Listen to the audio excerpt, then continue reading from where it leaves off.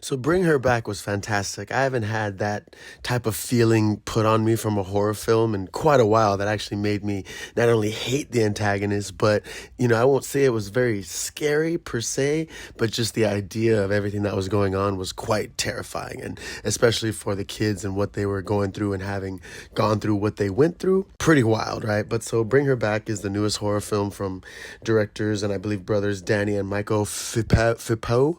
I don't really know how to say their names, but they're the guys that made Talk to Me last year, which was good. I mean, I do think it's a cool movie, but at the same time, I really don't like it because it makes you not like any of the main characters. Because if you want to get possessed by a demon, I mean, that's your fault. And so if something happens, that's totally that's all you, man. And if everyone's gonna do it and play a game of who's gonna get possessed, I mean, you deserve to get possessed, right? And they're already making a sequel, Talk to Me, get it? As far as their movies go, I really liked Bring Her Back in comparison, but both of them had that feeling where it gives you that feeling where you hate the antagonists of the film. And in Talk to Me, technically the antagonists are like the kids and the ghosts, but I mean they're the ones that bring it upon themselves. Bring Her Back is definitely someone that tries to take advantage of someone to for their gain. But it was awesome. It was wild. It stars Sally Hawkins as this character Laura, and I was wondering where I had seen her from. She was in the freaking Shape of Water. She's done stuff. I probably haven't seen her much, but I did remember her specifically.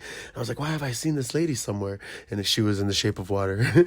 But so she plays this mom, Laura, and she lost her daughter, and now she is taking in these foster children. The foster children are Andy and Piper.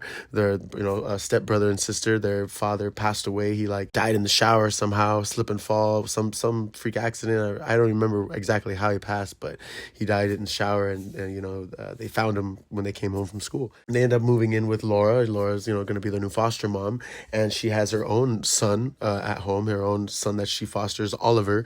And she says he's kind of mute. He's just a little odd. He's a little odd kid, but he's really a joy, and he just needs some time to warm up. And it turns out that Oliver is actually quite odd. He seems, something doesn't seem right with him, right? Something seems off, and it turns out that she's watching these tapes on how to conjure, it turns out, like angels, probably demons of course, but like a type of death angel that can resurrect someone and have the power of resurrection. And she watches all these crazy VHS tapes that depict this ritual happening, and she's trying to do that ritual with this kid, Oliver, and she pretty much is wanting to revive her daughter that passed away. And it is so wild. Like, you really start to hate her character and how she goes about the way that this ritual has to happen, and how she is treating these two kids. It turns out the brother Andy was abused by his dad because his stepmom, who is Piper's mom, she's Asian, he's white. It's like, obviously there's a mix there. He never laid a hand on her because of whatever went on with him and his wife and his son. He has all this mixed baggage going on. So Laura uses that against him and makes him seem like this angsty teen that needs to be separated from his sister, because they're both now in the foster system. Piper has this blind deficiency, and it's very cool because I thought that they were using CGI to make her eye all wobbly and like lazy, but she's actually her name is Sora Wong.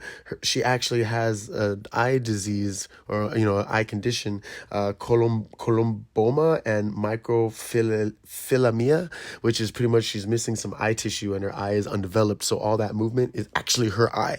I mean, they probably add a bit of flair somehow here and there, but it is all her eye. It is amazing. And I say that in like a theatrical sense, because it just seems so like, is that real, or are they CGIing her eye? And if that is her eye, wow, like, this is some great acting. And she didn't have any acting experience and didn't let that hinder her, a chance to get this role in, wherever she was going to study acting and stuff. So it's just very cool. It was the same thing with Talk to Me, with the main actress in Talk to Me. But I mean, it's just, again, her performance was like, all right, cool. This one is a lot more. You feel for the kids and you really feel for their safety, and you really start to hate Laura by the end. I don't want to give what she does away. You just got to watch it. Just know that she's trying to revive her daughter, and Oliver is just fucked. He's definitely got a demon in him, and it sucks, and she pretty much terrorizes this poor kid, and it's just awesome. It was a fantastic movie. I was at the edge of my seat. The ending and the whole climax of the ending of the film is just bonkers. It's definitely it's wild, because you could just imagine, if mom going through the grief of losing her daughter, and she'll do anything to get her back, only to realize that she can't. Like, it's like, man. And that's for the tapes. The tapes are really heavily put into the trailers, and I kind of wish that there was more of the tapes. So I hope for the DVD or Blu-ray release or whatever, they have like the whole tape in its entirety where you can actually watch the whole seance. That would be awesome, because it makes you, I wish you could see more of it, but it would be pretty sick, if they added that as a little bonus feature. But yeah, bring her back. It was fantastic. I mean, I loved it. It was definitely a solid horror film. As far as A24 is concerned, this is definitely their summer, and I'm just excited to see whatever horror or A24 does next. I still gotta check out Beau is Afraid, so that would be cool to watch too, I guess, in retrospect. But yeah, this has been Ghost in the Craig. Thanks so much for tuning in. Like, share, and subscribe, and I will catch you guys in the next one. Peace.